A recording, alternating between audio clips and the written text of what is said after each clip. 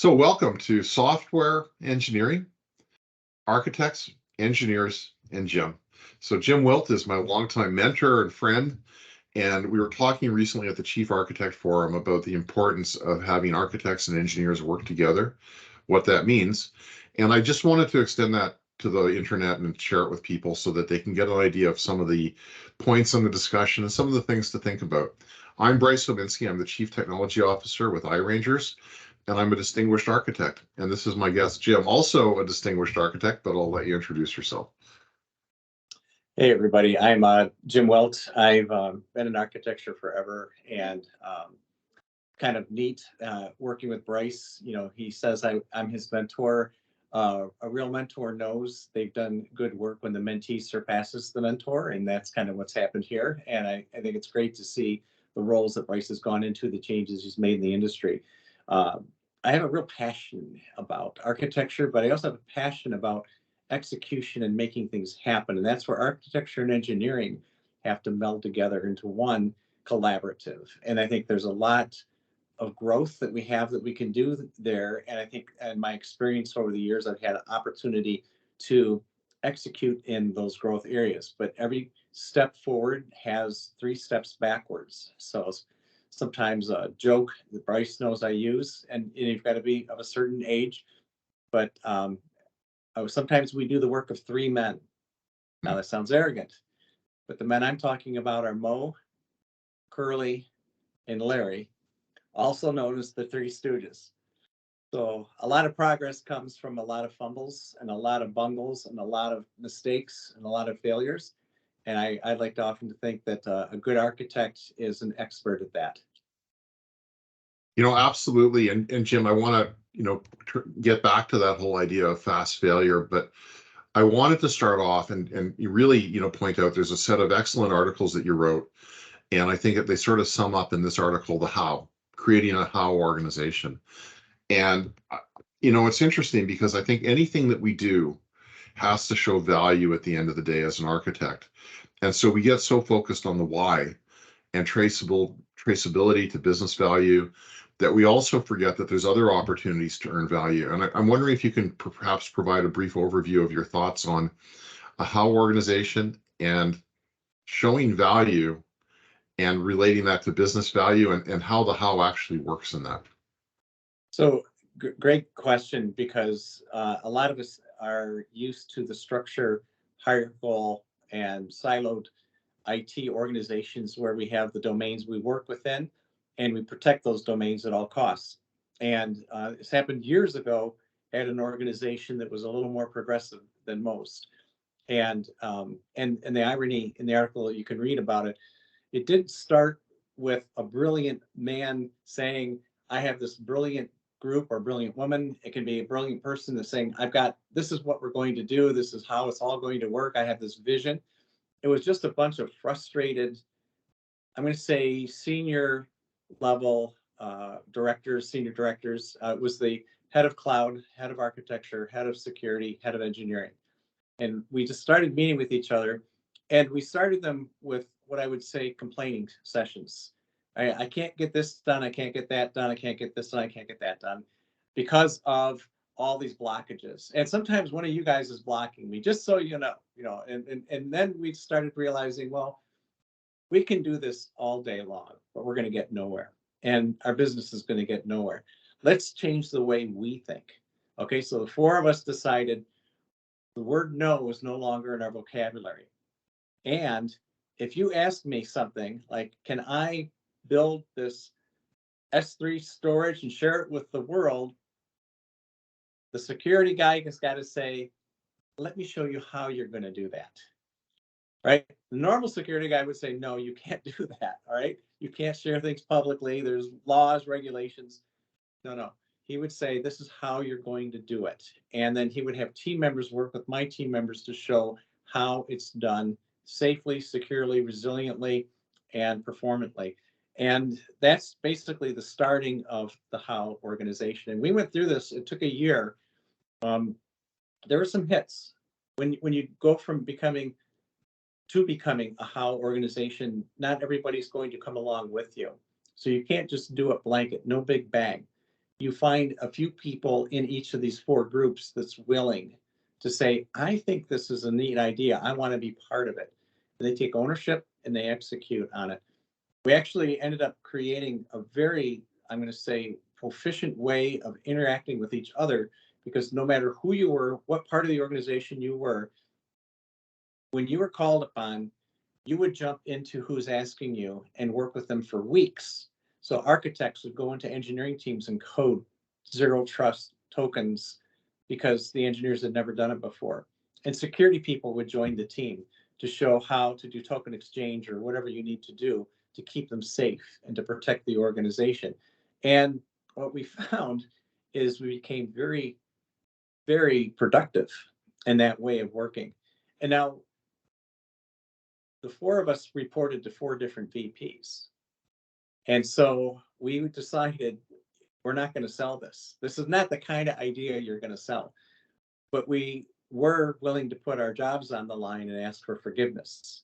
So once we had things running and noticeable change in the way we worked, to where the VP started asking, what's going on here? I'm seeing less failures and more successes, and I think something's going on. Then we went, told them what we did, and we asked for forgiveness. And that then changes, I'm going to say, the dynamic of your organization completely. And so moving forward, as I've transitioned to other roles and then I moved across the country to where I am today, I find that you can refine that model. And it's really easy to get people to buy into it at the execution level. It's really hard to get people to buy into it at the executive level, which is interesting. And so I was having a conversation with Norm Judah, one of our mentors, together.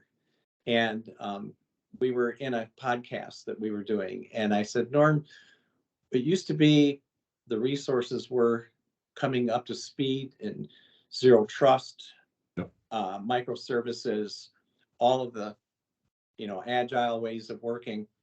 And they struggled with it and we struggled with it. But today, that's not as big an issue. I said the issue today is we are stifling them from doing what they want to do and can do. And why is that? And big, long pause. And we decided eventually there's a trust situation that happens. Executives are used to working the way when they developed, they work. And this new way of working where other teams are working with other teams and they don't know how they're going to do it, but they know they'll figure it out. And the how mentality will make it work. I just can't give you a date when it will work, but the date I can give you is it'll be about half as long as what it used to take when we didn't do the how method, which is interesting. When you go 5 different ways to come up with a solution versus I'm going to build this one solution and make it work no matter what, the how works in half the time that the old way did. So you have a productivity of basically 100% reduction in productivity. If it's going to take 6 weeks to build, I don't know, a refund calculator, you can do it in 3 weeks, doing it 5 different ways to figure out how you're going to do it. And the math seems illogical, but that's the reality. It's really exciting when it works. And when it doesn't work, it'll take the 6 weeks it would normally take otherwise. And that's actually really interesting because I think the whole approach to me is very paradoxical. Like some of the practices that you include really represent a cultural shift, right? You talk about things like we want to have, and I like the word you use, micro experiments. They're not big experiments, they're really limited. You talked about expert pairing and bringing in expertise. And the other thing was tying that expertise to results, which I thought was very interesting. So bring in a consultant, but I wasn't sure, what you were getting at there, if it was like, oh, we just pay them by the hour, which seems counterproductive, or you pay them by the result, right? And the building of trust. And so I think it really does represent a cultural shift. And it's interesting because that really, I think, starts with having a joint dialogue with the engineers and the architects. And I know you've talked about some of the things that you've done to improve that. Can you sort of build on that a bit, Jim? Yeah, actually, it's interesting. What you'll find is that when you tell someone how they're going to do something, they'll want to do the opposite. If you have children, you know exactly what I'm saying. Oh, And yeah. Yeah, and when you ask them open-ended, um, you'll get, deer in the headlights look, right? So what's the happy medium in there? I'm not going to prescriptively tell the engineers this is how you're going to do it, or the architects this is how you're going to do it, or the data engineers and scientists. Or if I just ask them how do you want to do it, it doesn't give them enough either. So what you often do is you create what I'm going to say, some seeds. So, and the micro experiment idea is you have a hypothesis. You're going to prove the hypothesis right. Yay, we win. Or you're going to prove the hypothesis wrong. Yay, we lost. And that's really an awesome point, Jim, because it's like the failure is rewarded just to the, yeah, we proved it doesn't work. It's just as rewarding as we found something really cool here. Right. You see all the memes on the social media about fail fast and fail often and accept failure kind of things. Nobody tells you why failure is important. They just say accept it, right? So I'm going to share why, and it's in one of the articles. The why is because it creates a higher confidence in what does work. So let's say a colleague of mine, we'll call him Joseph, right? He's a senior director. He manages some of the oldest applications in an organization, and he leapfrogged into building new things. And he started with the experiment-driven development, and he did micro experiments. One micro experiment, he tried 12 different ways, 12 approaches to doing the micro experiment. 8 of them failed miserably. 4 of them worked. He picked one of the 4 to go with. He ended up changing midstream because as they learned, one of the other 4 was a better approach. So what did we learn from the 8 failures, right? I'm going to go back for a second and rewind. If he did it traditionally, he would create a POC, code it once, create a robustness around the code, meaning try to make sure it's going to work in production. And then he'd go into production and he'd find whatever prayer group he belongs to hope it works under load, kind of a thing. Yep. And that gets to be how POCs work. Well, this situation, he did 12 micro experiments and he went into production with high confidence because he didn't worry about how could it break. He knew how to break it 8 ways. He had high confidence because the 8 failures showed him this is how you really screw this up. So now he knows what not to do and what to do, and he goes into production with high confidence. And that could be a win in and of itself. That would be like, I'm going into production knowing this is robust. It's not enough though, because what he also did is he went from 12 sprints to production to 2 sprints to production. Now think about that. That's a huge reduction in time to value with a higher robustness. It's just a win-win-win. And what's exciting about it is it's like a drug. It's like an Oxycontin for engineers because he just wants to do more and more and more of it because the formula works for his teams. His teams bought into it and they execute. And the change in their personalities was amazing. They've gone from being afraid to go to production to not being afraid of breaking anything before they go to production. And that's really fascinating in the sense that you've got such an improvement. Like I mean, that's massive. I think of anything I can think of. So the real question to me is, what are the areas to focus on? So we have, say, a cloud native project we're going to start running. And I'm hearing one thing, let's not be religious about it. Let's actually do things on a factual basis. So what level do the micro experiments happen on? Is it actually at the methodology level? Is it, testing out patterns? Is it all of the above? So let's start from the good to run a scenario like you're doing. Let's start from the process. Have I done cloud before? Yes or no? And if I've not, then it's probably easier because I can do some experiments. We'll do another story. The team that I work with, and we'll call it the TIM team. The TIM team wanted to build a solution doing containers, and I said, let's do it serverless and let's do it in the cloud. And he was similar to your scenario. And he's like, never did it before. I don't know cloud. and I don't know serverless, and I don't know Node.js either. Just to say it, my team's basically he's a director, and so I said, well, Tim, John does. John's another guy, and he'll work with you. And this is just that expert pairing. So before you dive into some new technology, new platform, the first thing you're going to have to know is you don't know it. Better to get somebody that does know it to work with you. But John isn't the kind of guy that was director as well. He's going to have his team work with Tim's teams one-on-ones as peers. And these are expert pairing. And these expert peers then will work with them, because learning these new platforms is frustrating. Learning anything new is frustrating. It doesn't work the way you've always worked before, and it'll upset you. And if you don't have somebody next to you saying, yeah, I got upset with it too, but it will get better. Instead, you're going to say, well, it doesn't work the way I work, it's wrong. And that's what you've got to abate. So the expert pairing helps abate that. The other thing is they can get up to speed fairly quickly. When Tim asked me, so what cloud do I use? It's a Jim thing. I said, all three. He goes, I don't have enough time to do all three clouds. I need to just pick one and go with one. And I said, all three. And he goes, why? I said, how are you going to know which cloud works best for this specific workload? He goes, okay, I'm going on faith on this. Well, he was up to speed in all three clouds in production in 3 weeks.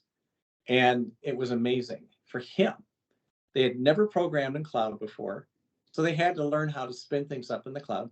They had never done serverless before, so they had to learn how to write functions.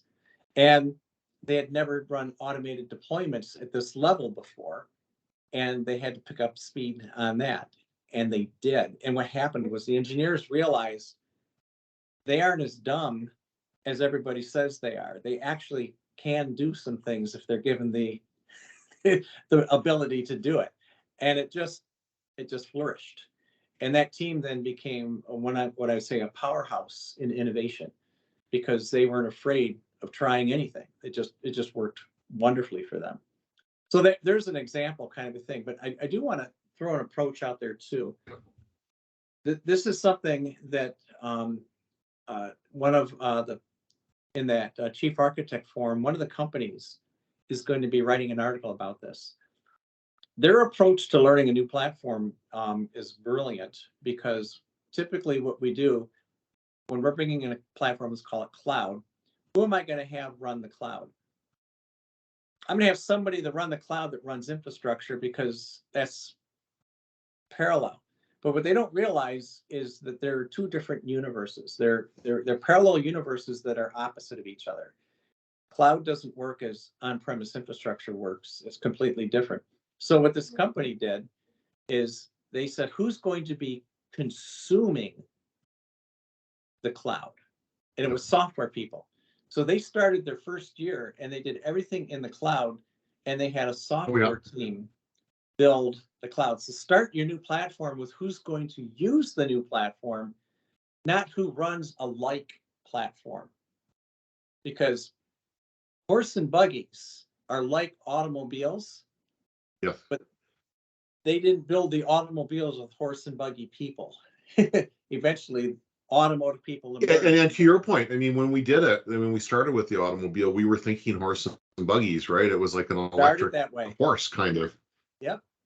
And so you talk about this, and you talk about this approach, right? And I'm seeing three things that I've just heard that really kind of come out to me, right? One is, by doing this, you're giving yourself, and you've talked about sort of these half-day micro experiments in one of your articles, and it's really to find, and I like the way you phrase this, the unknown unknowns, because you've never done it, and you're getting people right in there, and that actually saves time, right?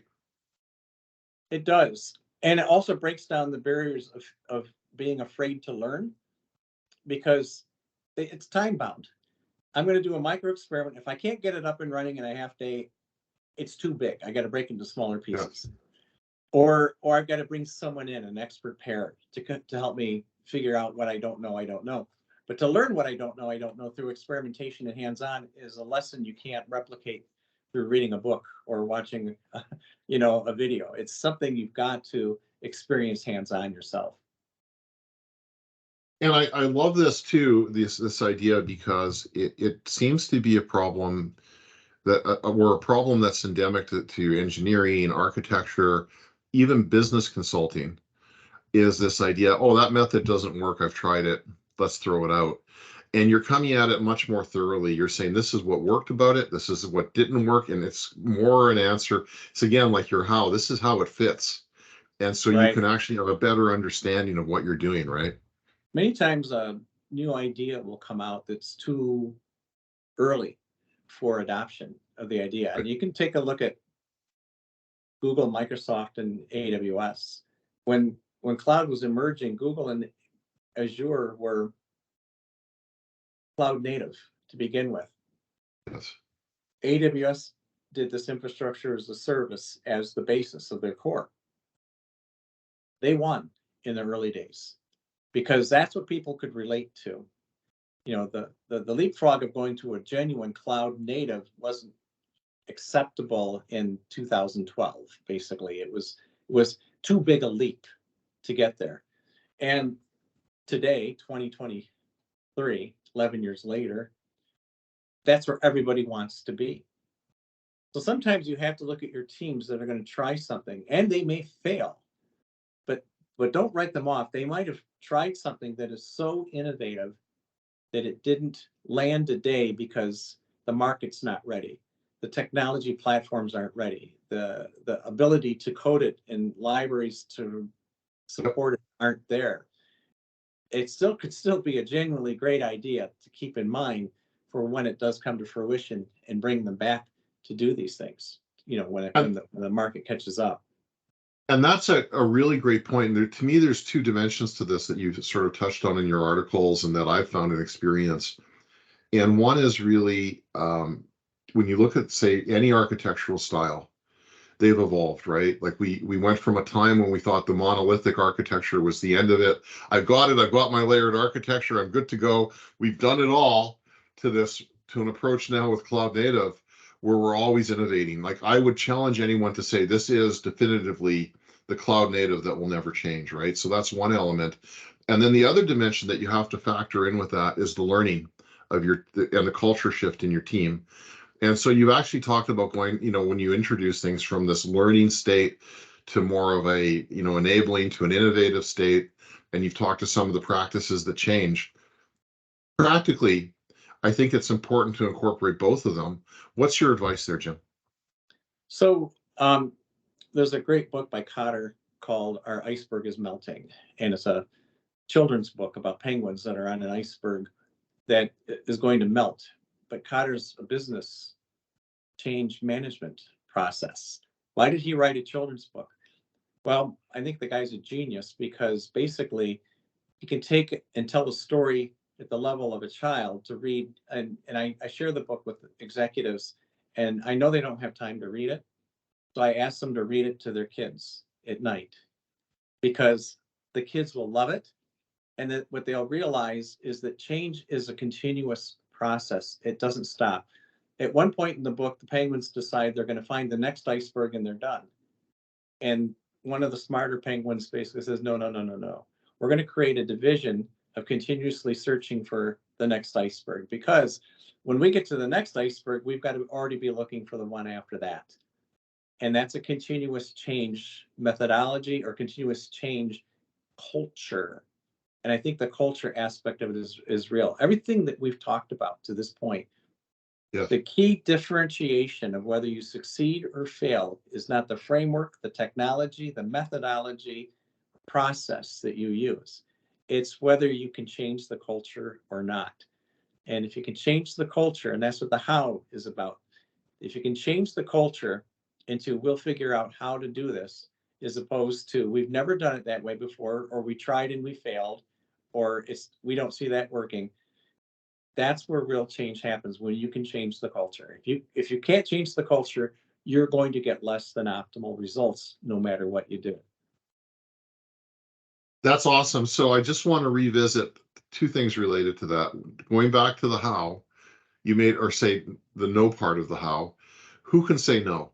The chief architect, the CIO, but There's always somebody that has to have the no card to protect the company legally okay. and fiduciarily, and from harming itself. There's always that. There's an e-stop button on every big machine that you can hit before you hurt yourself. So it doesn't go away. It just, who has the authority to use it changes. But from VPs to senior directors to engineers, it gets to an architects. It gets out of the no, we've never done it that way. I don't know how, but I will find out with you. I know where to look to find out how, or I've got a network that can help me. I can use ISA, the CAF. I can use Right. IEEE. I can use, any of the organizations that are out there to help us do it. Generative AI is a good catalyst in learning where to start the how approach. Now that we've got that, when we're working together, then we're going to conquer things. We're not going to conquer things by shutting them down. We're going to conquer things by solving the problems. And how do you scale for that? That's the first question that comes to mind is, how do I even scale for that? When you go into the way working with how micro experiments, peers, what you find that happens is you execute everything faster as you get over the hump and you mature, and you can scale. On the peering side, expert pairs, once you've been mentored, you now are a mentor to others. So 5 people mentored these 5 people. I've got 10 people that can mentor. When these 10 people mentor 10 people, I've got 20 people that can mentor. And it grows more exponentially than linearly. So, Jim, do you advocate A and B teams, or like this is something that comes up with this approach where I think you talked to one of the articles where you had an innovative team that was doing stuff and they were, leading the charge on it. But you didn't say, what I didn't hear you say, we rolled it out across the whole organization on day one to see where it would land. Yeah, big bangs don't work. Okay. Outright, it's Gall's law, basically. If I set out to build something big and complex, I'll fail. But if I set out to build something small, it Right. will grow to something complex. So what I learned, and again, everything I've learned, I've got 10 to 20 failures behind it. Just so you're aware of that, right? It's not that I'm brilliant. I'm not. I really screwed it up a lot of times, and that's how you learn. But what I found in colleagues that peer and share brilliant ideas with me, what we found is that it's a normalized curve. Okay, on the one end, and I'll go this way. On the right end, what you've got are people that are just executing on all cylinders, and it's working great, and you can allow them to do anything they need to do. They're empowered and so forth. On the other side, you've got a small section of people that will always need, I'm going to say, that oversight. Without any question, they're always going to need oversight. And the rest of your organization is somewhere in between on the big humps of the normalized curve. The key is to have more of them going towards the self-autonomy and fewer going towards the needing supervision always. And every organization is going to figure that out for themselves. But there's another article on how to trust engineers, or building trust with engineering, that has prescriptive guidance on how you build that matrix for yourself. But knowing that not everybody's going to be there, you want the trend to be there. One of the things that I've seen in multiple organizations is this hero mentality. We're going to send the people that saved the company to Hawaii or to Florida or the Caribbean for a week to reward them for their hero activity over the year. And I started talking to some VPs at one of these organizations, and I said, we are not really promoting the real heroes. And he goes, well, who are the real heroes, Jim? I said, the real heroes are the guys that write their code with such telemetry that before anybody externally knows it broke, they know, and with such automation that they can fix it and get it out into production before somebody executes against that horrendous error that can occur. These are the real heroes. And you don't know who they are because they're just doing it. And you don't know that they're doing it for you. But think about that. They're not the guy that after the proverbial poo hit the fan fixes it. They're the guy who keeps the proverbial poo from hitting the fan. Yes. And he started thinking about that and he goes, how do we find them? I said, well, their directors know who they are because Yes. they're on it every day. Why don't you start polling and sending some of these guys that nobody knows who they are or what they're doing, start sending them to the Caribbean or wherever you're going to send them. And they started doing that. They started hunting these people out. When that happens, others, the heroes that like the fanfare, they Yes. start realizing, I think I need to be, I like going to these locations, but they're sending the people that are preventing the errors from occurring than the ones who are fixing the errors. I need to become one of them. And it's really cool because you start seeing that shift. I want to be like the people that have this wonderful telemetry, this wonderful automation. And I want to be like them because A, they're being rewarded, but they're also not up all night, or they're not in a war room for 6 weeks trying to fix something that could have been prevented. And they're not running around like vocal chickens sometimes. I don't know if that's the right word. You know, I was on one project, to your point, and at the end of it, you know, I was talking to, in our company, one of the VPs that was like, well, this was really nice. The project went through without a hitch. But, you know, there wasn't enough noise, basically. Like, why didn't I hear more about it? But the answer is you didn't hear about it because people were doing their job. Yeah, and they were successful in doing their job. Yes. Jim, this is really awesome. We're at the end of our time, and I really appreciate this. We're going to have to do a follow-up and maybe go into some more of the software methods a little bit down the road. Thank you so much. Is there any last thoughts before we go on anything that we've talked about, the how organization, micro experiments, trust, cultures, anything that you wanted to say before we go? I have a saying that I use, and it's based on real accurate statistics, I'm sure. When you have a brilliant idea that goes against the grain of the way people normally work and act, when 26 people tell you how wrong you are, you're dead on right. And you got to pursue it at that point. That is counterintuitive, but probably true when you think about it. Thanks, Jim. Yep. Till we talk next time, I really appreciate this time and the learnings. Cheers.